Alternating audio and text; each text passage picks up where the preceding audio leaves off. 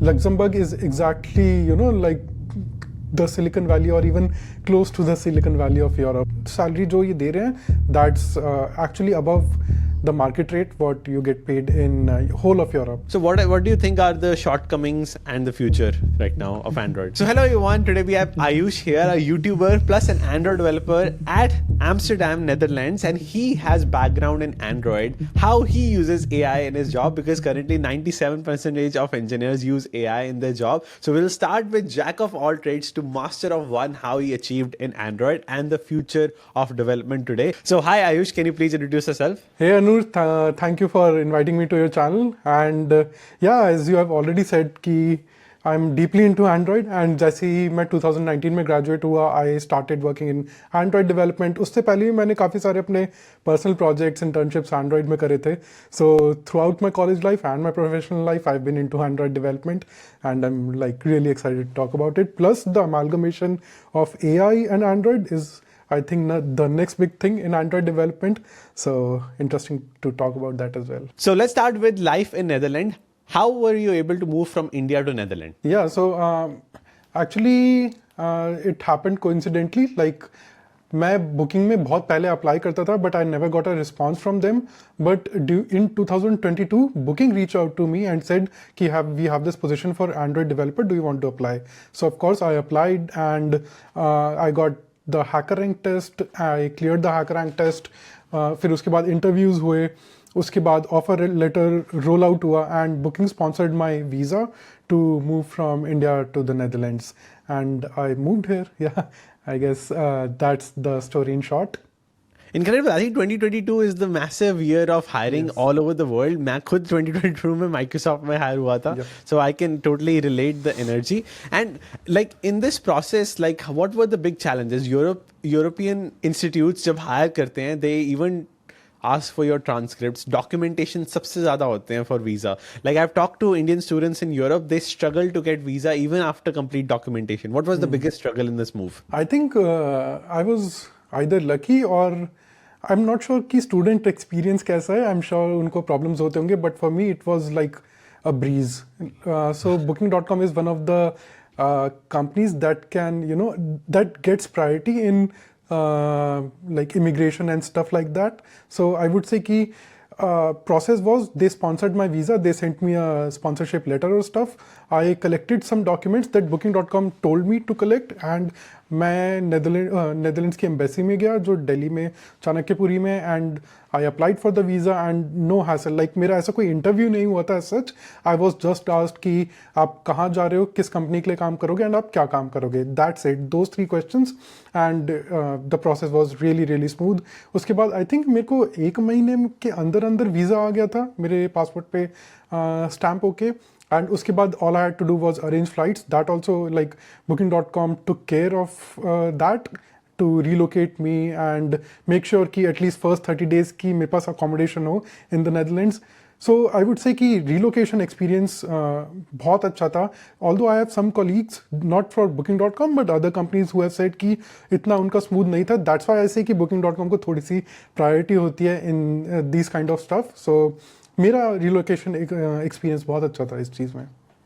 How many offers you had when you were deciding? So 2022 when you were already working, right, in India. Right, Where were you yeah, working at the time? At that time I was working in CureFit. CureFit. So you were already in Android at the time, right? Android and React Native as well. CureFit में React Native use होता है, तो React Native, yeah, I would say. Okay. And But at mobile that time, development, yeah. Okay. At the time, what was your thought process जब आप Netherlands के बारे में आपको पता चला and you got the opportunity? So thought process मेरा ये था कि मेरे को डेफिनेटली एक बार बाहर जाके एक्सपीरियंस करना था कि कल्चर क्या होता है, वर्क लाइफ बैलेंस क्या होता है. एंड मेरे को ये पता था कि यूएस जाना बहुत डिफिकल्ट है बिकॉज उनके visas and all, specially H1B, जो लोग वहाँ पे उन्हें नहीं मिल रहा, तो मेरे लिए बाहर से जाना it's very difficult task. And plus मेरे को ये पता था कि यूएस का work life balance is exactly like India.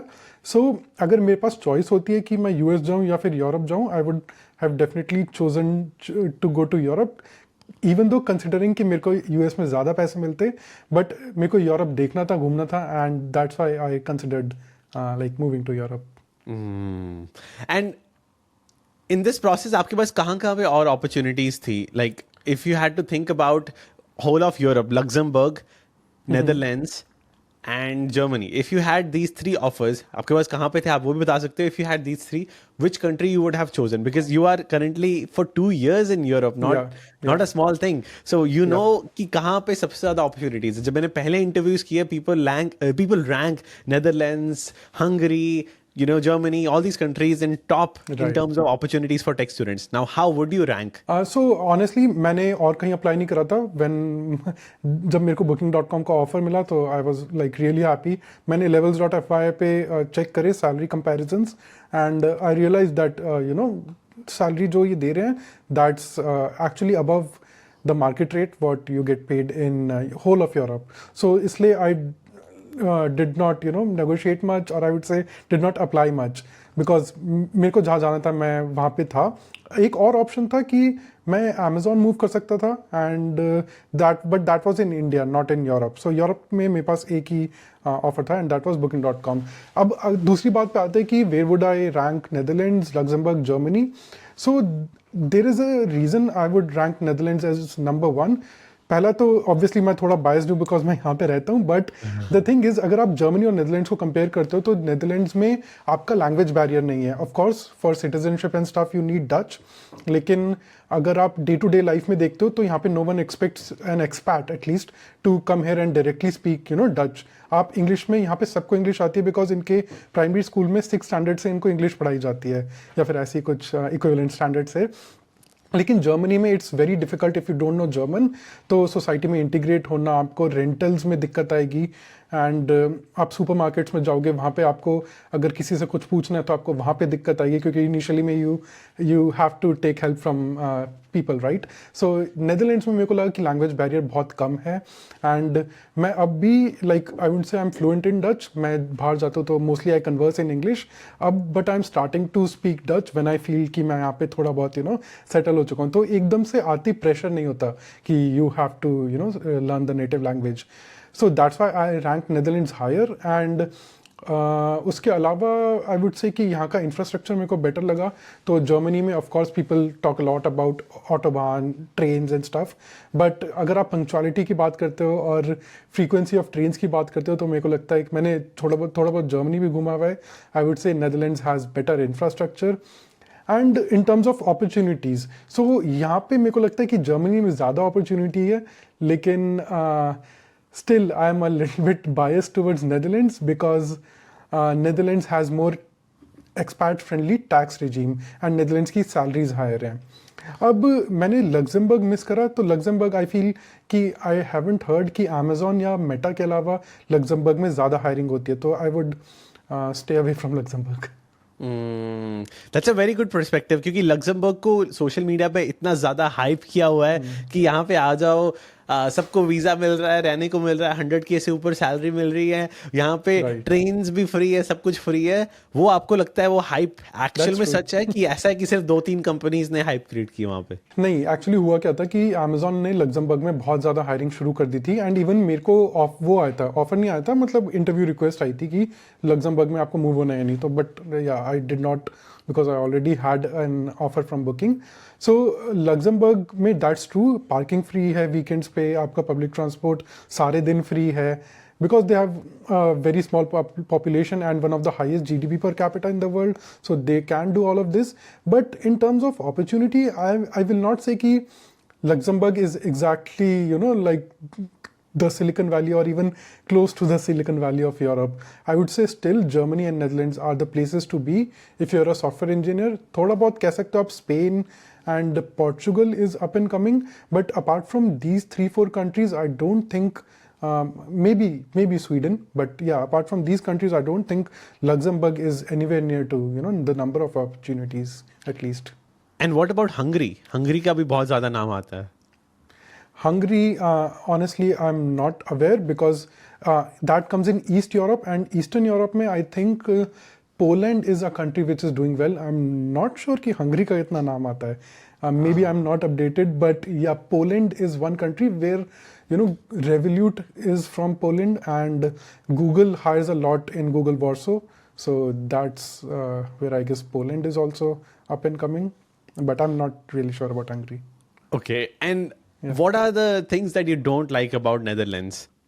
Yeah, so I think not specific to Netherlands, but it's the gripe of all NRIs, right? Like आप घर से बाहर मूव करते हो, आपको इंडिया के तौर तरीके एंड मेंटालिटी की आदत होती है.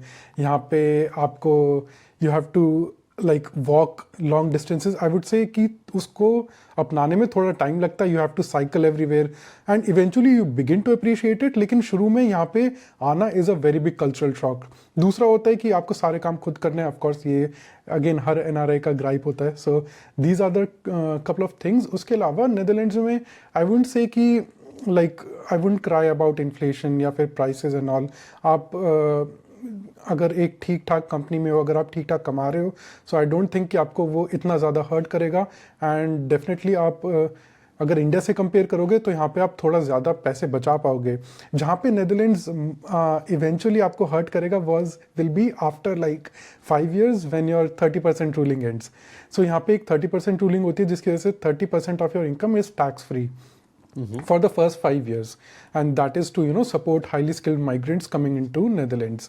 So जब वो 5 years के बाद 30% रूलिंग खत्म होती है and your salary takes a hit, तब आपको रियलाइज होगा कि क्या आप नेदरलैंड्स में रहना चाहते हो, सिटीजनशिप लेनी है, या फिर you want to move somewhere else. Like from Netherlands, people often generally move to UK. So UK is the next big destination, and UK की वजह से ही आई थिंक नेदरलैंड्स ने ये 30% रूलिंग निकाली. वरना सारा migrant labour would go to UK because वहाँ पे लैंग्वेज बैरियर कम है.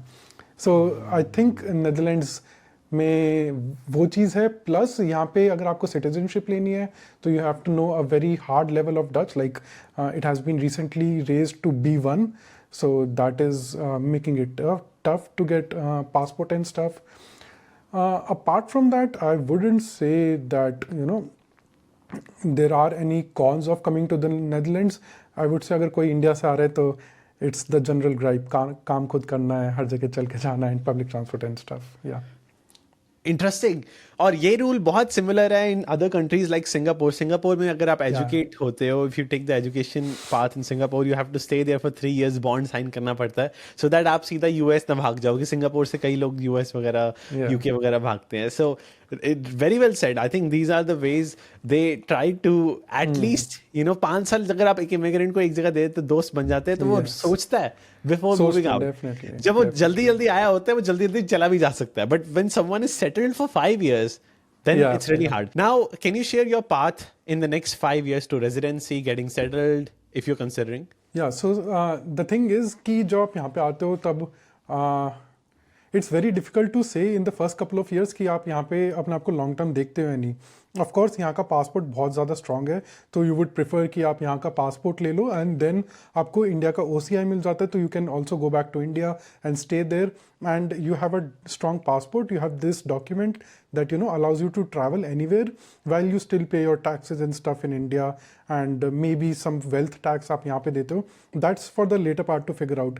लेकिन जो यहाँ पे आपको figure out करना पड़ता है that is कि आपके जो इंडिया में relations हैं वो सारे आपके ख़त्म होने वाले हैं because आप यहाँ पे अपना ज़्यादा टाइम स्पेंड करोगे. एंड अगर आप यहाँ पे रहने की सोचते हो तो आपको यहाँ के तौर तरीके वगैरह सीखने पड़ेंगे. So that is something I have still not figured out कि मेरे को क्या यहाँ पे लॉन्ग टर्म रहना है. One thing is I am kind of sure कि अगर कोई लीगल चैलेंजेस वगैरह नहीं आते तो I might take a passport and come back to India. But that apart from that I am not very sure कि क्या मैं यहाँ पे एज अ फुल टाइम अपनी लाइफ देखता हूँ लॉन्ग टर्म में. Okay. Now let's talk about Tier 3 journeys. आपने अपने चैनल पे बहुत बात की है कि Tier 3 से भी कोई भी यूरोप आ सकता है because they don't think about your university, they think about your experience. तो आप बताना like what is these companies in Europe look for when they're hiring? Tier 3, their background, etc. Yeah, so मैं भी एक Tier 3 college से हूँ. Like I graduated from IP University. I'm not sure वो Tier 3 है Tier 2 है. मतलब I think ये Tier 3 Tier 2 डिवाइड होता है प्लेसमेंट के बेसिस पे. सो जो भी है like let's say I am from Tier 3 college and तो उससे होता क्या है कि आपको जो इनिशियल पुश मिलना चाहिए इफ़ यू आर टैलेंटेड, आपको वो मिलने में थोड़ी देर होती है, वेराज जो एक IITian होता है तो उसके कैंपस में अच्छी कंपनीज आती हैं, एंड एक कॉलेज का जो ब्रांड नेम होता है उससे बहुत फ़र्क पड़ता है। लेकिन after you get your first job right, उसके बाद आपका जो मैटर करता है दैट इज़ कि आपने लास्ट जॉब कहाँ पे करी थी।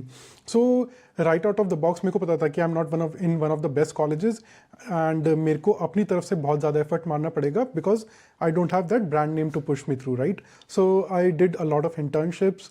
आई in the final year, I think जब तक मैं final year में पहुंचा, I had already done around 4 to 5 internships, plus I had a lot of personal projects, and I needed that, you know, to get a good job, and eventually I got placed in Urban Company, which is a really good startup in India. उसके बाद I got an offer from CureFit. उसके बाद क्या होता है कि जैसे ही आप इन प्रोडक्ट बेस्ड कंपनीज में घुस जाते हो, स्पेशली मैं एक बहुत बड़ा टिप देना चाहता हूँ कि कभी भी लाइक ऑफ कोर्स जो इन्फोसिस हैं या फिर जो ये मास रिक्रूटिंग कंपनीज हैं, दो should be like your last option, but continue fighting for getting into product based companies, because आगे प्रोडक्ट में स्विच करना, अगर आपको 5-6 साल का एक्सपीरियंस हो जाता है, वो काफ़ी मुश्किल होता है। एंड अगर आपको स्विच करना है तो आपको कई बार स्टार्टिंग से लाइक जूनियर लेवल पे शुरू करके फिर आपको आगे बढ़ना पड़ता है। सो आई वुड से कि aim for product based companies, and जब आप एक अच्छी प्रोडक्ट बेस्ड कंपनी में 2-3 साल काम कर लेते हो तो आपका लास्ट एक्सपीरियंस काउंट होता है। तो ऐसे ही Booking.com ने देखा कि मेरा last experience is in some technology that they required, like Android specifically, and I was in a product based companies, and मैंने अपने जो रेज्यूमे है उसमें बिजनेस पॉइंट्स मेंशन कर रखे कि how I using my skills help the business grow. And so yeah, I think the fact that I had worked in good product-based companies, I worked on a technology which they required, helped me get a job in Netherlands. And apart from Netherlands, like I wouldn't say कि this is especially for Netherlands. Like अगर आपको कहीं भी India में भी अगर एक अच्छी कंपनी में जॉब करनी है इवेंचुअली, तो you have to have some sort of thing that pushes you, some sort of thing on your resume that pushes you. या तो आपका कॉलेज बहुत अच्छा हो या फिर आपका पास्ट एक्सपीरियंस। तो मेरे केस में आई वुड से कि past experience mattered a lot. So basically, if you can get relevant experience, आप किसी भी कॉलेज से हो, at the end of the day, Europe भी इतना, यूरोप इंडस्ट्रीज इतना नहीं देखती। Work life balance is equated to bad economy. एक रिलेशनशिप्स ड्रॉ कर लेते हैं, but I don't agree. But आपको क्या लगता है कि Netherlands is trying to push you to work harder, और ये कंपनी वैल्यूज चेंज हो रही हैं? So I think company values change हो रही हैं, plus let's rebut that fact कि वर्क लाइफ बैलेंस से आपका वो कम होता है, प्रोडक्टिविटी कम होती है। सो अगर आप देखोगे जनरल इंजीनियर जो कोड करता है पूरे दिन में, that's like 2 to 3 hours maximum of time spent on actual coding, like on IDE। बाकी सारा टाइम आपका डिस्कशंस करने में एंड डिज़ाइन में और चीज़ों में जाता है, मतलब you are not coding all the time, right. So अगर आप यूरोप का वर्क लाइफ बैलेंस देखो तो ये कैसे काम करता है कि you are expected only to work from 9 to 5, लेकिन यहाँ पे जो लोग काम करते हैं they are only working from 9 to 5। Like ऐसे नहीं कि वो मल्टीपल ब्रेक्स पे जा रहे हैं या फिर they have extended lunch breaks. Somewhere may be true, but I think उनके लंच ब्रेक्स इतने ज़्यादा एक्सटेंड नहीं होते जहाँ पे लेट्स से US में या फिर इंडिया में वी नो कि people take multiple lunch breaks and all that. So वो 9 hours 8 hours वो टोटली इन ऑफिस होता है, and they are very very productive. इसलिए आप देखोगे कि इवन दो पीपल से कि US में टेक्नोलॉजिकल इनोवेशन ज़्यादा है, and that's true, like US is still the number 1, but उसके अलावा यूरोप से भी काफ़ी अच्छी कंपनीज आ रही हैं, जैसे everyone knows about ASML, everyone knows about booking, लेकिन और भी काफ़ी कंपनीज हैं जो कि cutting edge technology, battery tech वगैरह पे काम कर रहे हैं। सो इट्स नॉट लाइक कि अगर आप ओवरवर्क कर रहे हो तभी आप प्रोडक्टिव हो सकते हो। True, I agree. देखो, जैसे कि Boeing was the leader in airlines, सबसे पहले commercial airline which was that big came from Boeing. अब Airbus is leading that innovation journey. अब हर जगह Airbus, now तो लोग डरते हैं because Boeing के कितने सारे cases हुए हैं। So I think you know that is changing कि work life balance से innovation नहीं होती या फिर businesses नहीं बनते। अभी एक news आई थी regarding work life balance that a Bank of America's investor banker in New York, जहाँ पे culture for investor bankers is so cutthroat कि he was working 100 hours a week, and because of a blood clot issue he died. तो ऐसे issues आपको extreme work life balance के जिसके कारण like it impacts your health long term, आपको ऐसे भी सिनेरियोज दिखते हैं?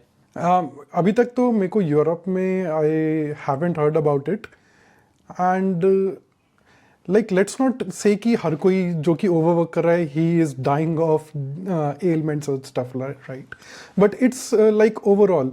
सो अगर आप ओवरवर्क कर रहे हो तो you have less time to take care of your health, you eat shit and you like eat whatever is in front of you right. आप वर्कआउट कम करते हो एंड एक स्ट्रेस से अगर आप देखोगे तो डायरेक्ट कोरिलेशन है of diabetes and stuff. So ये मैंने भी अपने अंदर नोटिस करा like since I come in to Netherlands, even though मेरा वर्क लाइफ बैलेंस यहाँ पे मुझसे एक्सपेक्टेड नहीं है कि आई ओवरवर्क, बट एक वो मेंटालिटी शिफ्ट करने में टाइम लगता है right. So in initial days of when I came to the Netherlands I was also like working more than I was expected to, and that took a toll on my health, like mental health and physical health as well. So and उसकी वजह से मैं अपने channel पे भी कम videos डाल पा रहा हूँ because I'm stuck in all those things as well. तो आई हैव सीन दिस कि अगर आप ओवरवर्क करते हो तो डेफिनेटली आज नहीं तो कल आपको स्ट्रेस रिलेटेड परेशानियां होने वाली हैं. I have experienced it and yeah I advise against overworking yourself and yeah setting boundaries. Absolutely. Like, I think ये जो सिटिंग जॉब है, if you don't take care of health it does impact long term. And I think हमें proper steps लेने पड़ेंगे, whether it's like having a standing desk, whether taking constant breaks. और very good point. और ये भी mark Zuckerberg ने एक बार कहा था that if you have different passions and if you do all of them to 100% you can do all of them better. तो अगर हम डिफरेंट इंटरेस्ट लेते हैं and you know we take constant breaks here and there, we are able to perform better. आप agree करते हो? Definitely like यहाँ पे मेरी एक हॉबी मैंने डेवलप करी यहाँ पे आके, kayaking. So whenever there's summers I go kayaking. यहाँ पे एक पास में कैनाल है and they have their kayaks and stuff, so I go kayaking. So ऐसे थोड़ी बहुत हॉबी लाइक इवनिंग वॉक की एंड कुछ और चीज़ों की हॉबी डेवलप करना यहाँ पे ज़रूरी है, ताकि जो स्ट्रेस बिल्डअप होता है आपका ओवर द वीकेंड या फिर over your 9 to 5, you have to you know let go of that steam. कईयों के लिए वो वर्कआउट होता है विच इज़ वेरी गुड, कईयों के लिए कोई और हॉबी होती है. So you have to develop a hobby to keep your self sane, otherwise आपका जो मिड लाइफ क्राइसिस है वो बहुत जल्दी आ जाएगा. Totally agree. Yeah, let's get into your Android experience. सबसे पहले आप बताना कि in the world of today with AI, अभी Google आया हुआ था, वो बता रहे थे कि you can put screenshot and वो UI बता देता है. In Android specifically, there is something called Jetpack Compose, जिसमें आप Java या Kotlin से सीधा पूरा UI बना सकते हो. So, can you share what are the current skills to be an Android developer right now? Yeah, good question. सो अगर कोई ठीक ठाक एंड्रॉयड डेवलपमेंट किसी ने कर रखी है तो उसे पता होता है कि जो लाइब्रेरीज एंड फ्रेमवर्क्स हैं वो तो लाइक बहुत ज़्यादा आते रहते हैं एंड्रॉयड में, एंड बहुत ज़्यादा डेप्रिकेशन भी होती रहती है एंड्रॉयड में. सो आई वुडंट से कि go for latest and greatest, but yeah, Jetpack Compose is something that's here to stay, and you should like at least know about basic concepts. Like अगर आप देखोगे तो एक एक्टिविटी की जो लाइफ साइकिल है या फ्रैगमेंट लाइफ साइकिल है वो शुरू से लेके अब तक ज़्यादा चेंज नहीं हुए. इनफैक्ट आई वुड से कि कुछ भी चेंज नहीं हुआ है कि पहले ऑन क्रिएट फिर ऑन स्टार्ट ऑन रिज्यूम ये सब कॉल होता है, तो that has not change over the years. पिछले 10 साल से तो मैं देख रहा हूँ. सो वो सब आपके एक बार बेसिक कॉन्सेप्ट सही हो गए, उसके बाद आपके design patterns like factory pattern, repository pattern, ये सब चीज़ें सही हो गई. उसके बाद आप जा सकते हो कि नई नई लाइब्रेरी सीखने के लिए, नए फ्रेमवर्क सीखने के लिए. तो अगर आपको XML में UI बनाना नहीं आता तो इवन तो आप जेटपैक कॉम्पोज कर लोगे, लेकिन अगर आप किसी कंपनी में जाते हो राइट, तो उनका जो कोड होगा वो लेगेसी कोड होगा एंड वो XML भी हो सकता है. तो आप ये नहीं कह सकते कि मैं सिर्फ जेटपैक कॉम्पोज पे काम करूंगा, मैं तुम्हारे XML के कोड पे काम नहीं करूंगा right. So you should know these basic things like XML में UI बनाना. Jetpack Compose is a way to write the UI stuff in Kotlin. जब आप एक बार बेसिक कॉन्सेप्ट में क्लियर हो जाते हो उसके बाद आई वुड सजेस्ट कि लर्न जेटपैक कॉम्पोज, एंड उसके बाद instead of taking any more courses, build an app जिससे आपकी कुछ हेल्प हो. लाइक मैंने एक ऐप बनाई थी कि I click a photo of apparel and I send the image to a server. वो सर्वर कुछ कंपटीशन रन करता था एंड इट टोल्ड मी कि उस अपैरल के साथ बेस्ट कलर कॉम्बिनेशन में क्या चीज़ जाएगी, right? And this was something I struggle with in my college days, so मैंने वो ऐप अपने लिए बनाई थी, but it taught me a lot of things like custom views के बारे में, नेटवर्क कॉल कैसे करते हैं उसके बारे में, अगर एक हैवी नेटवर्क कॉल है लाइक मेरे को इमेज अपलोड करनी है तो वो कैसे करते हैं, and how to prevent my app from crashing. तो ये सारी चीज़ें जो होती हैं ये बहुत बेसिक होती हैं। उसके अलावा मल्टी थ्रेडिंग के बारे में आपको बहुत कुछ पता लगता है कि आप कैसे इमेज को बैकग्राउंड पे प्रोसेस कर सकते हो instead of running everything on the main thread. तो ये सब चीज़ें आपसे एक्चुअली इंटरव्यू में पूछी जाती हैं। अगर मैं इंटरव्यू के पर्सपेक्टिव से बात करूं, बहुत कम होगा कि आपसे जेटपैक कंपोज के क्वेश्चंस पूछे जाएंगे। आपसे आज भी इंटरव्यू में ये पूछा जाता है कि नेट मल्टी थ्रेडिंग कैसे काम करती है, या फिर व्यू की लाइफ साइकिल क्या है, एक्टिविटी की लाइफ साइकिल क्या है, because everyone knows these are the basic concepts. Yeah, I think 5 years ago, एक like Google का खुद का प्रोग्राम था Android certified that became very popular, that gave so many engineers in India opportunities all over the world. पर अभी currently अगर आपके पास relevant projects हैं, these basic skills है, you can land opportunities anywhere with these relevant skills. और सबसे बड़ा challenge आपको क्या लगता है Android development में, which you think कि इसका फ्यूचर लिमिटेड है? बिकॉज काफी लोग कहते हैं कि रिएक्ट नेटिव आ रहा है, like native development I think is still to stay, because जो डिले होता है, for example if you want to make a game, it can only be made perfectly lag free in native based environment.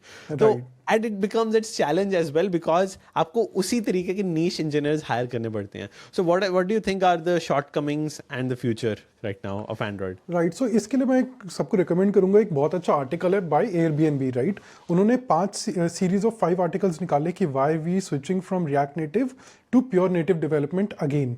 सो हुआ क्या था कि उन्होंने अपनी react native app बनाई थी and they abandoned it and rewrote their app from scratch. Airbnb did that and they move to native, because उन्होंने बताया कि इवन दो आप रिएक्ट नेटिव कर लोगे, एक तो परफॉर्मेंस इश्यूज आते हैं, दूसरा जो उनकी सबसे बड़ी प्रॉमिस होती है ना किसी क्रॉस प्लेटफॉर्म फ्रेमवर्क की, वो ये होती है कि आपको कम इंजीनियर्स हायर करने पड़ेंगे, एक ही इंजीनियर iOS एंड्रॉइड दोनों बना देगा, राइट? बट इवेंचुअली होता क्या है कि अगर आपको नेटिव कंपोनेंट से बात करनी है, लाइक एंड्रॉइड के कैमरा से बात करनी है, तो you have to write some code in native. अगर आपको iOS के किसी API से बात करनी है, NFC से बात करनी है, so you have to write code in native, and उसको बहुत ही एक अगली वे में ब्रिज करना पड़ता है। तो उसके लिए आपको एंड्रॉइड और iOS इंजीनियर्स फिर भी चाहिए होते हैं, एंड जब आप वो एक बहुत बड़े स्केल पे करते हो, so you and up creating kind of 3 teams, एक रिएक्ट नेटिव के लिए, एक एंड्रॉइड के लिए और एक iOS के लिए। So those were some of the problems that Airbnb faced and many companies faced, and I would say native development is here to stay. React Native कब का आया हुआ है, फ्लटर कब का आया हुआ है, एंड कॉटलिन मल्टी प्लेटफॉर्म भी बहुत टाइम से है। These are like tools for newer companies to get started, but once they start achieving scale, they know कि अगर 1% भी performance में improvement होता है, तो it means actual business impact for them, and that's why they are ready to spend in native. Like आप ये नहीं कह सकते कि Snapchat को मैं React Native में बना दूंगा. It is very computationally heavy and they do require native engineers. So that's why I still feel कि native development is here to stay at least for the next 10 years. So like you don't need to worry about your career in Android development. जो लोग चिंता करते हैं like because of AI, because of so many changes happening that fast. Core skills अभी भी same है, UI के changes हो रहे हैं Definitely. but like core skills, activity, threads and सबसे मुश्किल चीज़ ही threads होती है बच्चों के लिए. So can you share how you mastered multi-threading in Kotlin? So आप जो डेली में थ्रेडिंग मल्टी थ्रेडिंग करते हो, आई डोंट थिंक कि कोई इन डेप्थ जाके thread dot join, thread dot yield वगैरह वो सब चीज़ें कर रहा है। सो आपको क्या करना पड़ता है कि आपको जब आप ऐप्स बनाते हो, आप थोड़ी बहुत मल्टी थ्रेडिंग करने की कोशिश करते हो, आपको दिखेगा कि बैकग्राउंड में कहीं ऐप क्रैश हो रही है या फिर मेरी कहीं मेमोरी लीक हो रहा है। वो क्यों हो रहा है आप जाके पढ़ोगे तो आपको पता लगेगा, अरे मैंने इसको बैकग्राउंड थ्रेड में करा लेकिन another thread was accessing it, या फिर ये बैकग्राउंड थ्रेड में चलता रहा एंड इट लीक्ड मेमोरी। सो जब आप ये सब करते हो एंड जब आप डीप में जाते हो, आप मीडियम के आर्टिकल्स पढ़ने शुरू करते हो about handler threads and coroutines internally कैसे काम करते हैं, कॉन्टिन्यूएशंस क्या होती हैं, तो जो आप ये सब पढ़ते हो then you get to know about those concepts. वो कॉन्सेप्ट्स आपके डेली कोडिंग में काम नहीं आएंगे, लेकिन इवेंचुअली जब एक दिन कोई बग आएगा किसी ऐप में परफॉर्मेंस इंप्रूव करनी होगी, then you will remember those concepts and then you'll be able to distinguish yourself from a regular developer. उस दिन आप engineer बन जाओगे, उस दिन आप developer नहीं रहोगे. So true. Like I think currently जो multi-threading भी है Android में, it has evolved a lot. It started from like just threads or join. उसके Async बाद tasks होते थे. async task आया, उसके बाद RX Java के coroutine clauses आए थे, उसके बाद RX Java के multi-threading आए थे, then coroutines. Coroutine is the latest greatest tool which is here to stay. 2-3 साल से कहीं नहीं गया है. So I think if you have to say which multi-threading tools to start before getting hands on coroutines, because वो सबसे ज़्यादा use हो रहा है अब, how would you order them? So you mean कि कौन सा framework पहले करना चाहिए? Yes. Multi-threading I would say like first learn about handlers, loopers and handler thread. ये 3 चीज़ें पढ़ लो, उसके बाद बाकी सब जो चीज़ें हैं वो इनके ऊपर बनी हुई हैं. Those are just rappers on top of it, चाहे वो RX Java हो, RX Java की नेटवर्किंग हो, या फिर वो आपके कोरोटीन्स हो. कोरोटीन्स भी अगर आप डिस्पैचर वगैरह इंटरनली जाके पढ़ोगे तो I am sure they will be using threads and all. So coroutines I think are here to stay, because RX Java जो थी वो एक लाइब्रेरी काइंड ऑफ थी, बट जो कोरोटीन्स हैं those are language features, right. So coroutines are here to stay. And अगर आपको start करना है तो रीड अबाउट थ्रेड्स, जैसे मैंने बताया, थ्रेड्स, हैंडलर्स एंड लूपर्स. ये 4 कॉन्सेप्ट अपने एब्सोल्युटली क्लियर कर लो, उसके बाद रैपर आप कोई भी पढ़ सकते हो. सबसे डिफिकल्ट टास्क जो थ्रेड्स में आता है, लर्निंग फ्रॉम डिफरेंट सोर्सेज. लोग 3-4 यूट्यूब चैनल से लाइक इवन कोर्सेज लेते हैं, बट उसके बाद भी they forget about threads. Even after implementing it is such a hard skill that multi threading, you learn, forget, learn, forget. आपको books, मैंने एक बुक है कोरोटीन्स की, उसको 2 बार पढ़ा है, then also I forget. Do you also feel that challenge? Definitely, like and that's where I think AI shines, right? अगर आपको बेसिक कॉन्सेप्ट पता है तो उसके बाद अगर आपको कहीं गैप है ना आपकी नॉलेज में, तो just put it in ChatGPT and it will tell you, right. So I think that's the thing that's making programmers more productive. But yeah coming back to your question, ये दिक्कत definitely आती है, but फ़र्क ये होता है कि जब आप एक बार समझ लेते हो उसके बाद दूसरी बार आपको इतना टाइम नहीं लगता. आपको बस एक बार स्किम करना आर्टिकल में एंड यू विल रियलाइज़ कि अच्छा हाँ मेरी नॉलेज में ये गैप था. Handler threads actually execute on background, या फिर कोई thread actually executes on main. मैं कुछ उल्टा सोच रहा था and then you are back on your feet. So that happens with everyone, I guess. Totally agree. I think इसी के लिए like AI is here to stay to make our journey easier.